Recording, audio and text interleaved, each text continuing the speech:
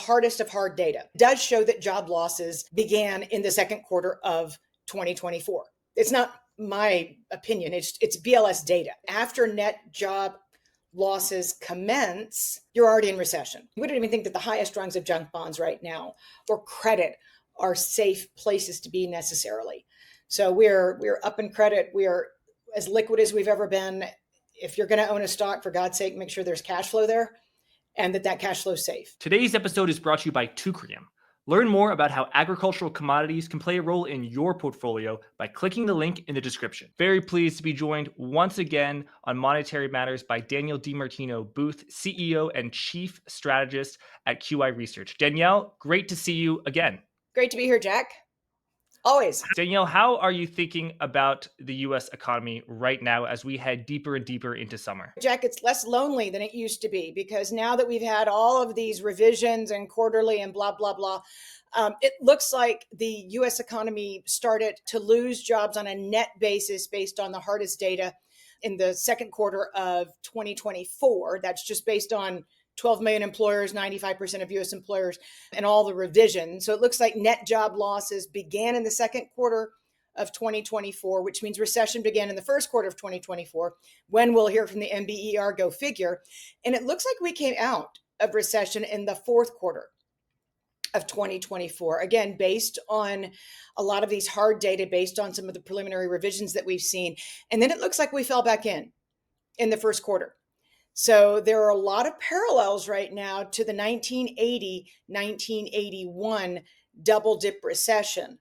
And so that's kind of where I think we are. It was interesting. The new CFO survey came out and the CEOs, as their confidence continues to decline, we're about to go into the third earnings season in a row where we're expecting to see disappointing earnings. But the one thing that came out was that they're saying that they're expecting declining revenues.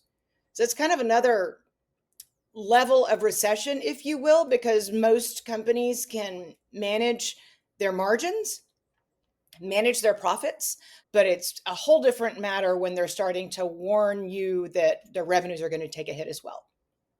So the labor market was in a recession going back to Q2 2024. It appeared to exit it, but you think it might be going back into recession. Just walk us through the data that you look at, because, of course, the official data that is the most referred to data of the unemployment rate, the household survey, the non-farm payrolls, it is looking less strong, but I would probably say non-recessionary. And that is, I would think, probably be a mainstream view now, but I know you look deep under the hood. So what are you seeing that makes you say that? So this is data that is, so let's back up a little bit here. The Bureau of Labor Statistics uses a model and about a 35-40% response rate of queried companies in the United States, handful of companies. And so what's reported once a month is really based on imputations and modeling and a birth death model.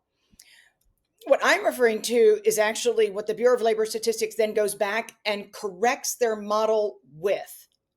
So the quarterly census of employment and wages, there's a subsequent benchmark revision that comes out. There's a subsequent revision that comes out that further corrects the birth death model. So what I'm referring to is 3 steps beyond imputed modeling and the hardest of hard data that is on the Bureau of Labor Statistics website that does show that job losses began in the second quarter of 2024.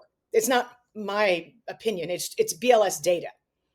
And what we do know from Economics 101 is that after net job losses commence, you're already in recession.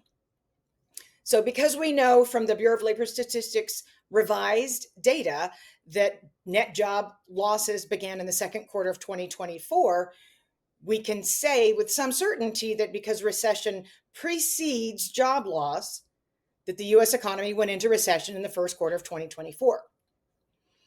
Now, looking at some of this revised data, you kind of see a spurt of activity, a spurt of strength coming into the fourth quarter of 2024. And there was a great bit of optimism around the time of the election. And it was soft survey data, it was hard survey data. We know that companies stopped firing people for a little while. We had a little burst of M&A activity. And so it looks like the US economy came out, and then the layoffs resumed. The bankruptcy cycle picked back up. The strength of actual payrolls weakened. And these are headline payrolls. Forget the revisions. They're coming. And it looks like we fell back into recession in the first quarter of 2025, based on what we're hearing. Of course, we've hit the highest level of the cycle in the unemployment rate thus far. And we've seen other hard data like initial jobless claims, continuing claims begin to play catch up. But more importantly, all of the signposts from corporate America that eventually make their way back into correcting the Bureau of Labor Statistics modeled data began to get weaker, in addition to 260 some odd thousand federal employees who were fired in that first quarter. So you add these two things up, Challenger Gray and layoff, Challenger Christmas and Gray layoffs, they've spiked, and layoff announcements have just continued to rumble through, whether you're talking about Microsoft or in Silicon Valley, or the fact that the unemployment rate in Michigan, as manufacturing job losses continue, is the second highest in the nation, of course, after Nevada. Right? Nevada, we're seeing year over year declines in traffic, very unusual in the state that is most dependent on travel and tourism. But again, signposts. We got the first quarter GDP revision out, and it was more negative than what had been originally reported, based on a collapse in consumer spending on the services side. So everything that we've been hearing anecdotally is now, with revisions, making its way into the data. And that kind of makes sense, right? The first quarter of 2001, we didn't know for 5 quarters that it was actually a negative print. The first quarter of 2008, well, we didn't know for 5 quarters that it, in fact, was a negative print. So we're finding out that the first quarter of 2025 is a deeper negative print than what we had first been told, based on downward revisions to consumption. So it looks like, again, the US economy slipped back into recession in this first quarter. Ben Herzon is a name that I'll throw out there. He started off at Macroeconomic Advisors. He created the GDP model. So he is the inventor of all GDP modeling. And it's his models that whether you're talking about the Atlanta Fed or any sell side firm, they've all been crafted based on Ben Herzon's original creation of the GDP model. So I refer to him. And his second quarter GDP forecast right now is 0.9%. And that's with the bulk of May data in hand, but really none of June. So it looks, we're within a hair of that number turning negative as well. So again, it looks like the US economy is in recession again, after having come out of it in the fourth quarter of 2024. And again, that's what happened, right? Ronald Reagan got elected. He slashed and burned a lot of the federal jobs that had been created under the Carter administration. The US economy had come out of recession in 1980, very brief recession, and then it went right back in 1981. And it's looking most like a parallel to that era right now.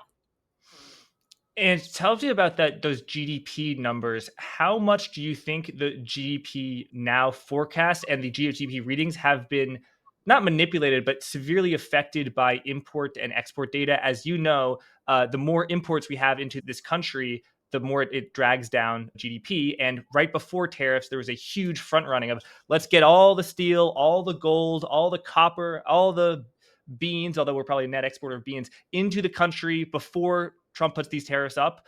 And so there's a huge flurry of activity that actually dragged down real GDP in Q1.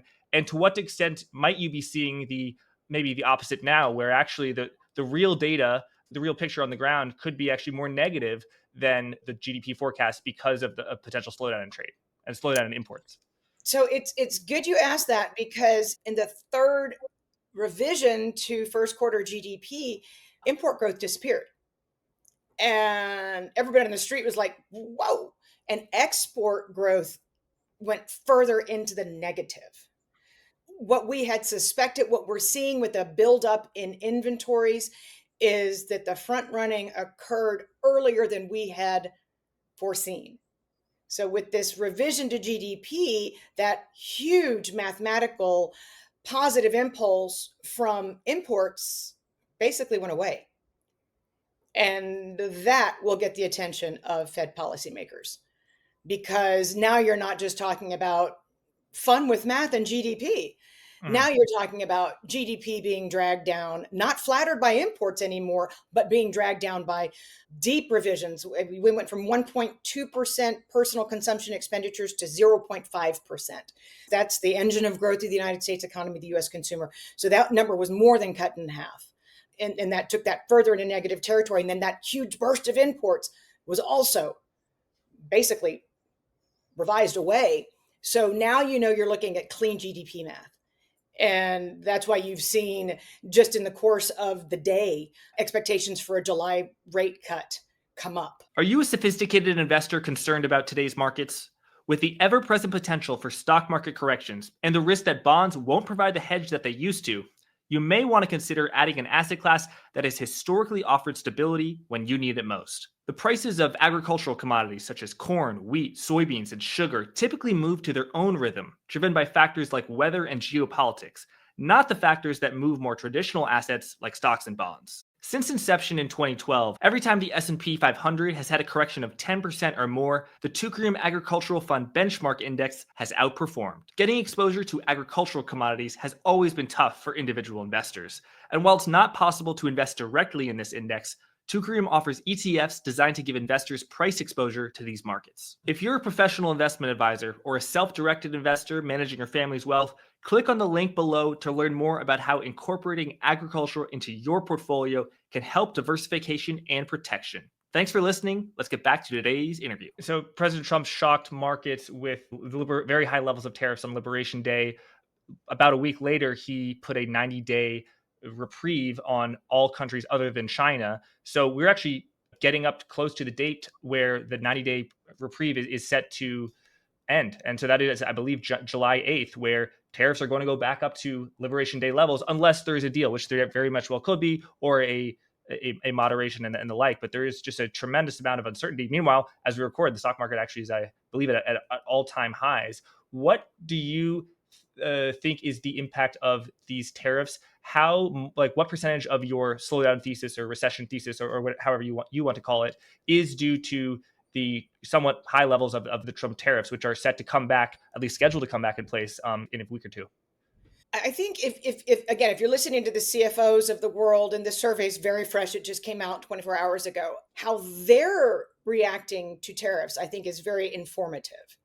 They are attempting to push through some of these increased costs in prices, but almost the same percentage are not able to. So they're in cost cutting mode. And that's critical to appreciate, even though the tariffs are not nearly as severe as what they thought they would be.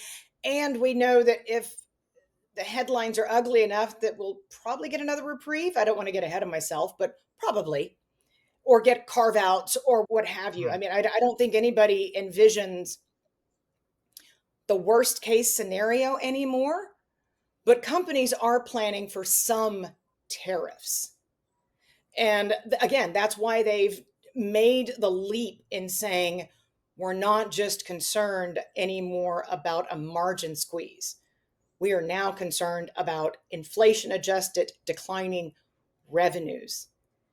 And that is, look, Jack, that it's just another level out in terms of being cautious, cutting costs, planning for the storm over the horizon type thing. And that I think is concerning. It's putting the Fed more into play. And that's, of course, bad news is good right now. And that's keeping stocks at all-time highs, in addition to flows. What's your view on the Federal Reserve's interest rate cutting path? It's paused after its several cuts last year. The Federal Reserve, Powell, says that tariffs introduce a lot of uncertainty and that they could, likely going to lead to a price increase, whether that's a one-time price shock or a long-term inflation. They don't know, and that's why they're keeping rates where they are and not cutting. How do you interpret what the Fed is saying and indicating, and what are your thoughts on this? I think the most important takeaway in the aftermath of the June meeting was really that there were not one, not two, but three individuals who've come out and said July should be our baseline here, assuming there's no great big huge tariff shock. And people forget that 2005 was the last time we saw governors dissent. We've become immune to Federal Reserve district presidents dissenting. It's kind of what they do. It's their role. It's the role that they play. But for God's sake, governors do not dissent until Michelle Bowman last September, until Christopher Waller in this past March of this year. So we had two governor dissents after a drought of 20 years. And now you've had both of them come out and advocate for a July rate cut, in addition to Austin Goolsbee, who is the president of the Chicago Fed and a voter this year. So right out of the gate, Powell is going from I've got complete control of the committee to I clearly have the risk, I'm running the risk of a triple dissent at the July meeting, which would not send a good signal to the marketplace, because there's already so much focus on the Fed not making the right choices. Because again, we really haven't seen tariffs manifest in inflation. And in fact, what we're seeing is tariffs manifest as they did in 2018 and 2019 with slower growth. It's going to be interesting to see how the narrative is crafted in the coming weeks leading into this July meeting, because the last thing he wants on his hands, while being so closely scrutinized in the public by the Trump administration, is to have some kind of a massive triple dissent. But there's the risk there, because these individuals were unequivocal in saying, you should really be paying attention to the slower growth, to some of the labor market indicators that we're seeing. And so just looking at the Fed funds futures right now, the market's pricing in a roughly 20% chance that the Federal Reserve cuts interest rates at the July meeting. And it's pricing in roughly about 3 cuts, I believe, by the end of the year. Does that sound reasonable to you, or do you think the Fed is going to be cut by more or less, and why or why not? So I do think by the time we roll around to the December 10th FOMC that it's entirely feasible that we might take a baby step in July. I think that pressure is going to continue building as we get into the month of July. And that might not be enough, that we might see a 50 basis point cut that follows it, and maybe 25 basis points. I'm still around 100 basis points total for 2025. I was picking me up off the floor, shocked to see Morgan Stanley come out and say, we're expecting 7 rate cuts in 2026. I mean, that seems a little backloaded, but Fed rate cutting cycles usually are backloaded. So usually they want to start slowly, but sometimes they're forced to accelerate the pace. What did you make of the summary of economic projections from the Fed, which showed real GDP for this year coming in at 1.4%, 30 basis points lower than their 1.7% projection in March, and the unemployment rate going to 4.5%, also a 10% increase from their March projection, and higher than it is now of 4.2%. So the Fed is projecting stagflation. So they're saying the economy is going to slow, GDP is going to come in slower, unemployment is going to get higher. We have to bear in mind this is the second time that they've moved the unemployment expectation. So at one point it was 4.4, now it's 4.5. But they're giving themselves more wiggle room, in theory, to not react to the labor side of their mandate by raising that unemployment rate target for the end of this year, and by lowering that GDP target. They're basically saying we're going to allow the economy to slow more than we otherwise would have a few months ago, because we're concerned that inflation is going to rise more. And that's what you asked me what the dot plot was communicating. That's what the dot plot's communicating. But again, Fed policymakers have come out and defied somewhat that concrete takeaway of we're going to let the economy slow down because we're worried about inflation. So you think that there will be a lot of dissents at July, or do you think the Powell will or moderate, and that they will do a cut? I think what Powell should want to avoid is a complete carbon copy replay of 2024. So if he refuses to budge in July and then he's forced to come in with an unusually large 50 basis point rate cut in September, it's just bad optics. And as somebody on Bloomberg was saying a few days ago, if they're contemplating the difference between July 30th and September 17th so much that it's a subject of hot debate, then they really are just playing with semantics at this point. Because if they're really debating the difference between 6 weeks, just cut rates in July. And then, as my buddy George Goncalves always Hmm. says, the longer you wait, the higher the price you pay when it comes to Fed policy.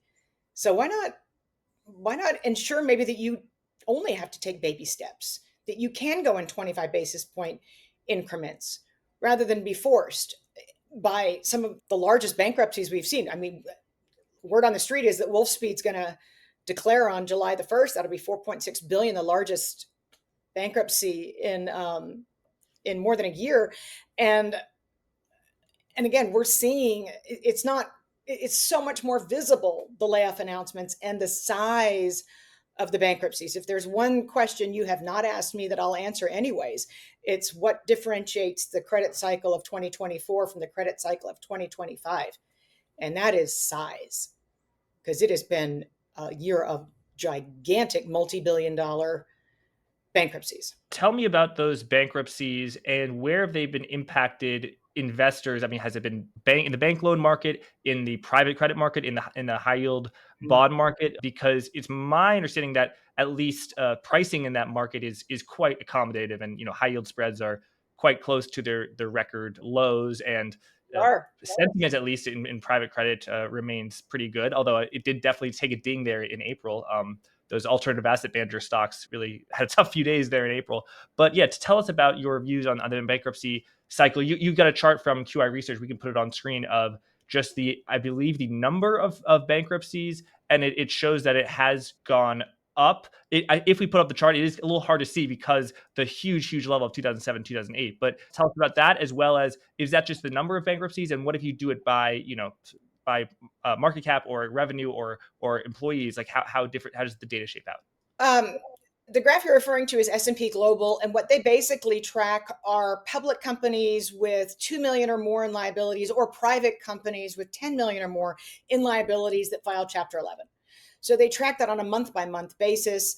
I want to say we were at 346 in the first 5 months through May, and that was up appreciably off a number that ended with 200 something. Mhm. First 5 months of 2024, highest level since 2010.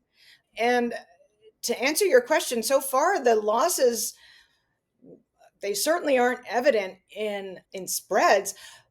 All three major credit rating agencies continue to bring up their default rate expectations, but that has yet to show through to spreads, and it sure as heck is not evident in private credit.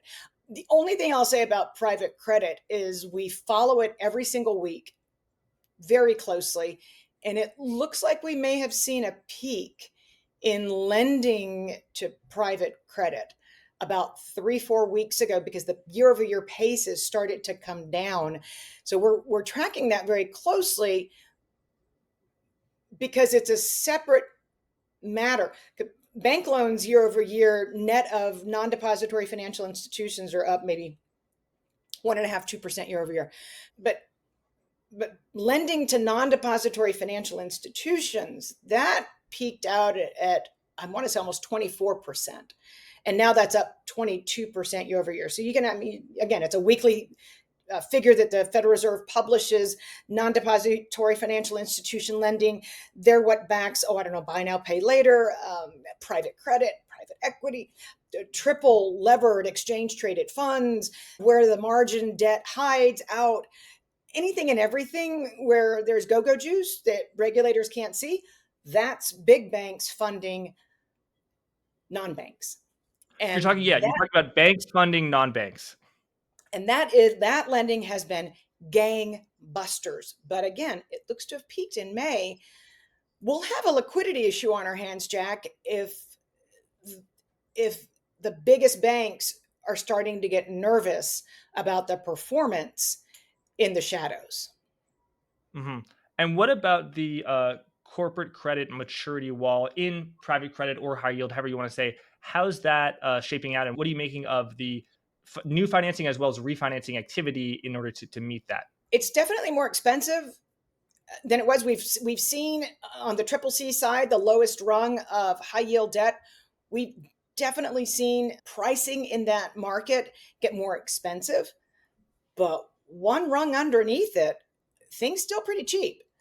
And the ability to refinance is still, it's still there. There is still clearly liquidity in the system. And a few of the big sell side banks have started to say, there's just a little tiny hair thin dividing line between a triple C and the next one above it. And the next one above it is gargantuan. So investors, you might not be being compensated for the risk that you're taking on. But again, we've seen the high yield market shrink as a factor of time. Outstanding has come down, and it's come down. And this is highly unusual. I mean, I worked at a firm that absorbed high yield bond traders from Drexel, Burnham, Lambert back in the day when high yield first blew up. We've seen steady growth in the junk bond market until private credit has come on as big as it is, and it is big. I mean, $3 Yeah. trillion, big. And some investors I've talked to in the credit market say that because the high yield market has shrunk, it's basically private credit is refinancing the riskiest deals of the high yield bond market, that the high yield bond market, they would say de-risked. I might put it a different way, less risk, not de-risked. De-risk Yeah. implies, there's no risk. What's your view on that? Do you agree? Yeah, I'm going to go with your less risk assessment because D is a big word. Yeah. And I would just add to that we're not just talking about the high yield bond market. We're also talking about the shakiest commercial real estate lending. That's also gone off into the land of private credit. And, BlackRock, Blackstone, they're your biggest sponsors in that arena. And we're starting to see distress and delinquency rates tick back up on the commercial real estate side. And, I think regulators right now are scared stiff because they can't see what's going on. They know that bank balance sheets are full of bad commercial real estate loans. In fact, a few days ago, Bloomberg ran an article that said that that estimates were sitting out there that the losses on commercial real estate and residential real estate on big bank balance sheets were equal to their hold to maturity losses on their securities portfolios. And I went, whoa, that's a number grande, since the latter, the securities losses, is north of $400 billion. But banks have really done a lot of extending and pretending. But you start to get the sense that financing is drying up in pockets here and there, and that the appetite to extend and pretend is kind of going away. And Danielle, where does that leave us with commercial real estate? Because just to give you a sense, I do a lot of interviews. I've done some bullish, but definitely some more bearish interviews on commercial real estate, and including with some very intelligent investors and professors and economists. And I remember, I did an interview with a real estate developer in the fall of 2023 who compared the commercial real estate situation to the Titanic. So that definitely got a lot of people's attention.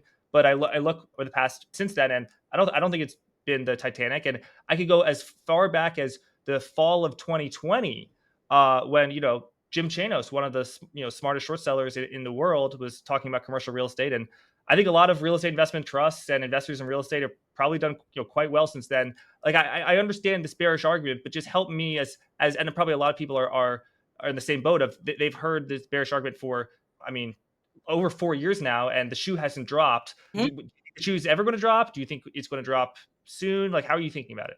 So I think from what I'm hearing, and I just wrote 5,000 words on this subject in the last 24 hours, but from what I'm hearing, regulators are no longer looking the other way. But by the same token, they're too afraid to really, pull out the handcuffs and say, you're going to have to recognize those losses. So they're somewhere in between right now. But the best statistics that is really the easiest to grasp that I've heard from Bill Moreland, Bank Reg Data. You should have him on sometime. Absolutely I'm fabulous. going to. I love Bill. Yeah. Thank you for the recommendation. So, but the best way that he put it was, let's look at CRE loan books, and maybe a year ago or so, maybe 1 in 8 banks in the United States had a 2% delinquency rate on their CRE loan portfolio. Now it's 1 in 5. So now you've gone up to 20%. And he figures by the end of the year, 1 in 4 US banks is going to be sitting on seriously problematic levels of delinquencies in their CRE book.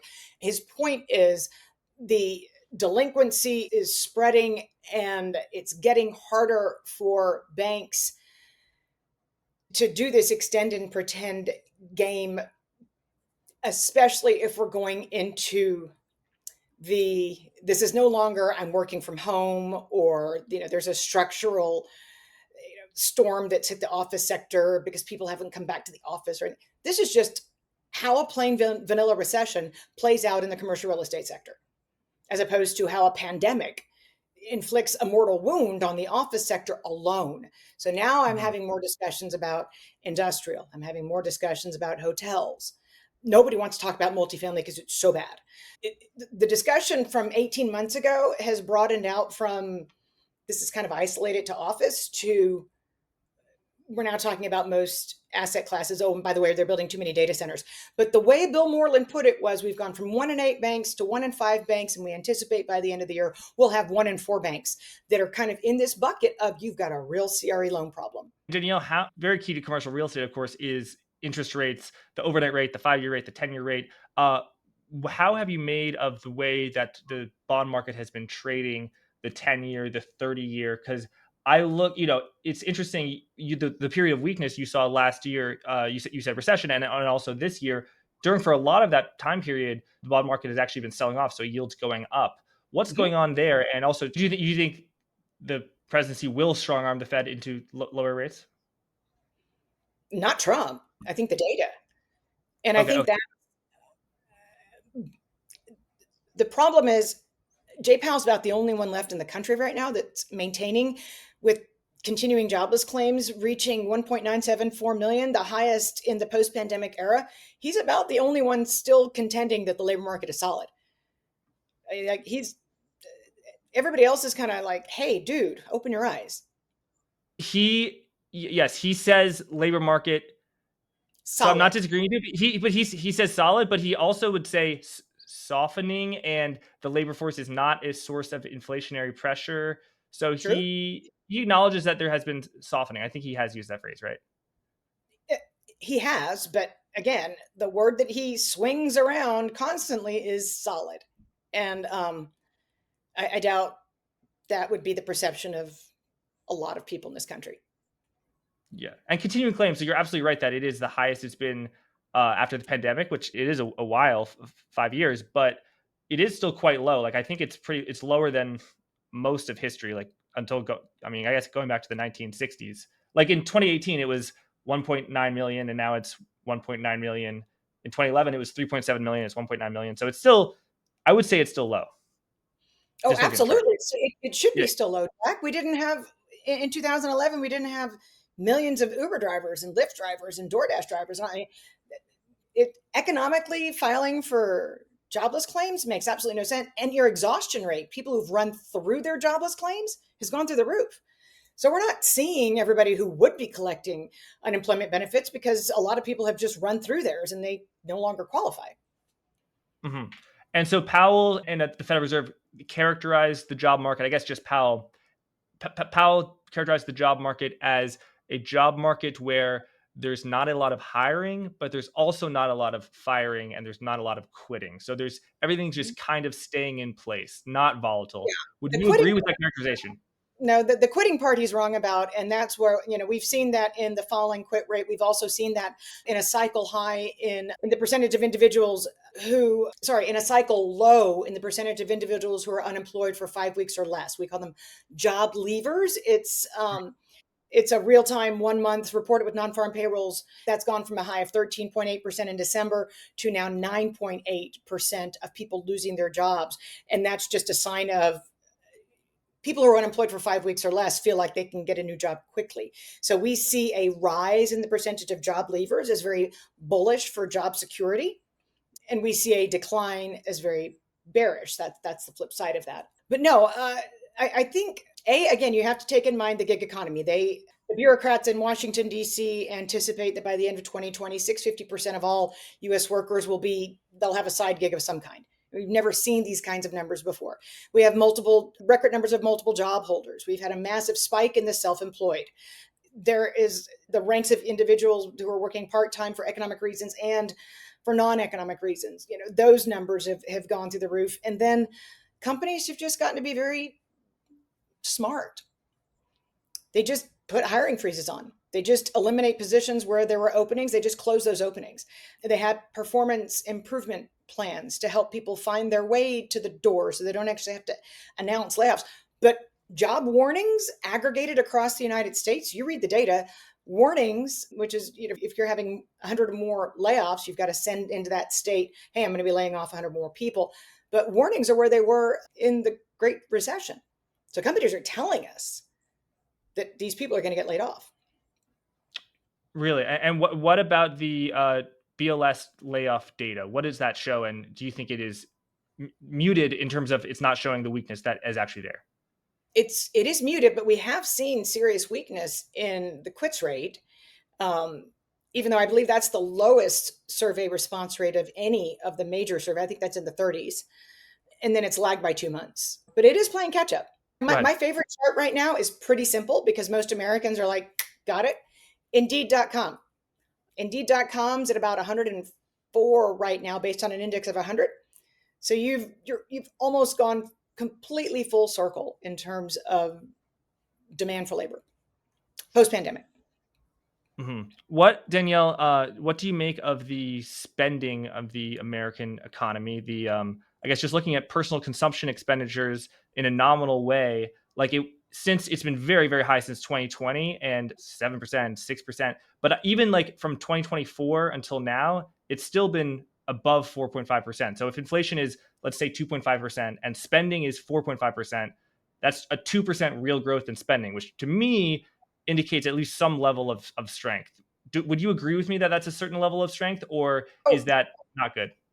No, the consumer has been very strong. And that's why there's this kind of shock value of having an 0.5% real rate of spending that came out with this last revision. I mean, that the first time that was printed, it was like 3.7%. Then, maybe 1.2%. Today, we learned that it's 0.5%. That's cause for concern. Look, these student loans and the intersection of John Comiskey's done some great work on this, but the intersection of student loans and mortgages, just talking to repo lot owners, they're starting to turn cars away if they're not of certain vintages. Buy now, pay later is now being reported. They're not making consumers' lives very easy right now. Mm-hmm. And again, the confluence of events is such that if Jamie Dimon, he's got the spine to say, here's my credit card charge-offs, follow me if you dare. And they spike up to the highest level, in years. Of course, other banks can't afford to do that. But it does send a signal, right? You're clamping down your lending standards, in addition to student loans taking down FICO scores, in addition to auto lending standards tightening because charge-offs are just through the friggin' roof. All of it is finally manifest in a slowdown in spending, which nobody ever said would or could happen. Mm-hmm. And so you say you're seeing the slowdown in spending now, like just the data today. Tell us about that. Jamie Dimon's really good. JP Morgan Chase, I think they have really good credit card spending trends. So, you're even in the most telling of that, because this is real-time credit debit spending. The most telling of that is that spending at gasoline stations is down 11% year over year. Jack, that's a tax cut for most Americans. And yet spending on airlines is way down year over year. It's popped up a little bit because airfares have come down. But hotel rates, that was the one thing I learned from talking to all these commercial real estate people. Average daily revenue per room, that's just, it's a terrible looking graph. And that's, again, the reason behind the downward revision to 0.5% growth in consumption in Q1 GDP was purely services. And that is, baby boomers are still cruising. Jay Powell has yet to lower the rate that he's paying them on their $7.4 trillion in money market funds. Great. But aside from that, discretionary services spending doesn't normally take a hit, and it's getting hit. And everything we've been talking about, Danielle, your economic outlook, how is it shaping your recommendations and your asset allocation views between stocks and bonds, commodities, but also within the stock market between different sectors? Tell us, share with us your thinking here, please. We actually right now have a very counterintuitive call, and that is that if the dollar was getting taken to the cleaners when the Fed was holding tight and the rest of the world's central banks were easing, maybe it's due for a bump. So I hate to say that out loud, but that's one of our calls right now is now that we're going to go into an easing mode, is there going to be a contrarian move in the dollar? And in fact, overnight we saw very weak consumer confidence number come out of Germany. This assumption that the United States, if it catches a cold, if it sneezes, the rest of the world's not going to catch a cold. That's bupkis. It does not work. And you're seeing other parts of the world where their currencies have benefited. The United States start to stumble on their services side, by the way. And again, we've got a bull steepener call out there. We anticipate the lower end of the curve is going to do better, but the long end of the curve is also going to be coming down. That's been happening. And we're very defensively postured. We are up in credit right now.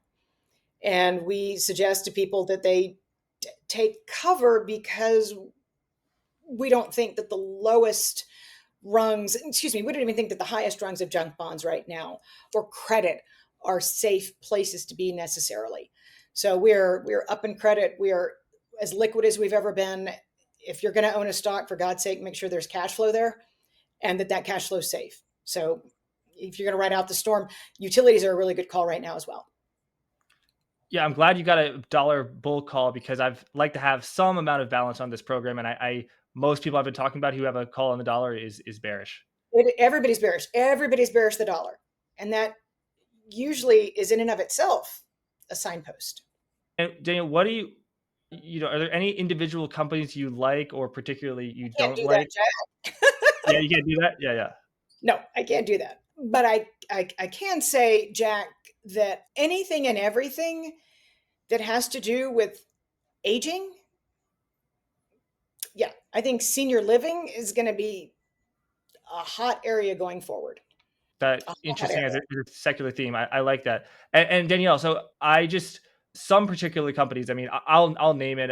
But Nvidia. I mean, their earnings and revenue growth has just been Wow. extraordinary. Do you think that the capital expenditure on artificial intelligence, AI capex, that the Meta, Microsoft, many other companies have been doing, is that set to slow? Is that a bubble? Because I mean, if the high yield spread goes to 9% and various other very negative economic things happen, but the AI capex continues where it's going to be, I think that's going to be quite good for Nvidia, regardless of the macro. So tell us just your thoughts on that sector. Jack, I'm just not that smart. But what I can tell you is that when the likes of Microsoft starts to pull back on its data center investing, when the United States is 10x the number of data centers versus Germany and or China, and we're 10x. We have 10 times the footprint. These are investments made pre-DeepSeek. That it might be a little stretched in the tooth a la fiber optics 2.0. And again, I'm just looking from the outside looking in. I have full faith that Nvidia is going to be here, just like many companies are still here years after the dot-com bubble imploded. And in fact, they're very viable, profitable, cash flow, revenue rich companies. That makes sense. What about gold, Danielle? I think gold's been a little bit beat up here, and I think it's kind of due for a breather. And again, given what we're seeing in very recent distress building up in CRE, the acceleration and the growth in the size of the bankruptcies being declared, Chapter 11, we're up 16% year over year in household bankruptcies. All of these things to me suggest that there's at least a little, if nothing else, somebody's going to recognize that credit's having a hiccup. And when that happens, you typically have a nice little boost in your price of gold. I personally own platinum right now. Interesting. Daniel, what about the fiscal situation and the big, beautiful bill, which is likely, I mean, depends on various things, but, all things being equal, is likely to expand the deficit, i.e., it will have more tax cuts than it will have cuts. but it's possible those cuts could be quite deep. So I have yet to see anything that is stimulative in the big, beautiful bill. There is a very large prevention of a negative income shock. If the 2017 taxes are extended, there is also negative. There's also a negative income shock built in based on the student loan reforms that are in the current. Actually, it went through the House and the Senate, and it's still extremely prohibitive when it comes to student loan borrowers. So net, outside of, I don't know, working for tips, there won't be as far as my math tells me, it's a net negative for the economy. Oh, it grows the debt and deficits and all that because we spend tons of money on interest expense and all that. But there's nothing CARES Act-ish in it, nothing at all. In fact, again, it's, if you look at some of the FHA reforms to housing and then the student loans, you need to add that to that. It's going to prevent a negative income shock for a lot of companies, for a lot of high net worth individuals, but for higher income student loan borrowers, it could get ugly.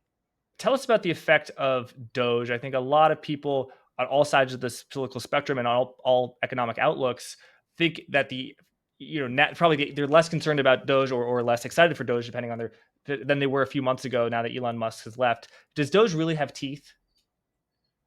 It sure would be nice to think that it did, but some of the easiest reforms to Medicaid and Medicare, and we're just talking about reforms. I'm not talking about making people work to get it. I'm just talking about fixing the way they operate. Like maybe let's not have the largest medical lobby in the country set Medicare reimbursement rates. Just ask the fox to leave the henhouse. But logical reforms seem to be absolutely impossible, and that's very discouraging. That's very discouraging because you can talk all about little cuts here and there, but I hate to say I've ever agreed with Ted Cruz, but cut interest paid on excess reserves, save a couple $1 trillion. I don't know why we're nickel and diming when we can't recognize the elephants in the room because we're not allowed to step on special interest groups and lobbyists with lots of money. A quick note about healthcare, Danielle, a topic I'm hopelessly ignorant about, but I just did a somewhat in-depth interview. And yeah, I was not aware the degree to which Medicare and Medicaid, the government extensionally let private companies just run the entire thing. So, I mean, for people who are liberal and don't want to cut benefits, I mean, they if they don't know already, like I didn't, they should be aware that there are companies that are profiting massively off of this. But it does seem actually that the Republicans are going, or the current Congress, which includes many Republicans, is looking at those reimbursement rates, and at least, I mean, that is being priced into the stocks like United Healthcare and Centene, although we can't talk about individual stocks. So Well, I mean, it does look like there could be some recession, some sharp contraction there. I just, you might have mentioned one company that happens to be my health insurer, and rather than pay $1,200 for my knee MRIs, I paid $750 out of pocket. Look, there's something wrong with our healthcare system when cash pay is appreciably less than going through your insurer. So there, again, very low hanging fruit that you would think would be catnip for Democrats. Yes, I completely agree. It's a hot darn summer. That's why I think utilities are a nice play right now. Yeah, and they're defensive. And I think dividend paying stocks, defensive stocks, they've all been out of favor. So I like things when they've been out of favor for a long time. That's why I like the dollar right now. I don't like the dollar because I necessarily love the fiscal backdrop. Of course I don't. I'm not stupid. But I like it when crowds get when trades get so crowded that nobody's speaking on the other side. Danielle, final question. I want to ask you about President Trump's attitude towards the Federal Reserve. He clearly thinks that he should have a say. I believe that is the exact quote. And his now Treasury Secretary has talked about the potential of having a shadow Fed chair. What do you make of this conflict between the Federal Reserve and President Trump? And where do you think it ends up over the next 12 months? I'm happy that checks and balances checked and balanced that situation, right? Because the Supreme Court specifically and by name carved out the Fed to indemnify its independence. So yes, you can fire heads of agencies, future presidents, ... asterisk, but don't touch the Fed. So that was very encouraging to me, the Supreme Court ruling, because it did step in between the executive branch to maintain the independence of the Federal Reserve. That was very heartening. I could be wrong. I really could be wrong about Donald John Trump, the personality, the man. But why on earth anybody would want to choose with 10 months in front of him a successor to Jay Powell when he can toy with the media for so much longer? I don't, it's just not his MO. And by the way, who would take the job? Who would agree to raise their hand with 300 some odd days between now and when you'd be stepping into Chair Powell's shoes, when you're going to be walking around with a target on your back? Literally. Don't say anything. And by the way, you can say whatever you want, but don't piss off the president. Oh, and by the way, you can say whatever you want, but you can't do anything because you're not in a position of leadership yet.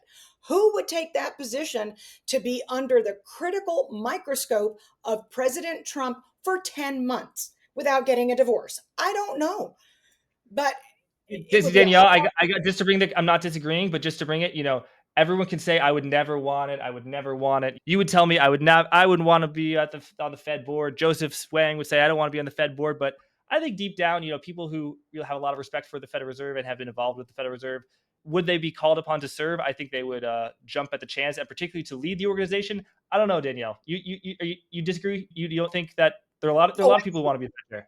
I think that behind closed doors, they would agree to take over the leadership position. But I think anybody who was remotely shrewd would say, I'll take the position, but I'm not taking it today.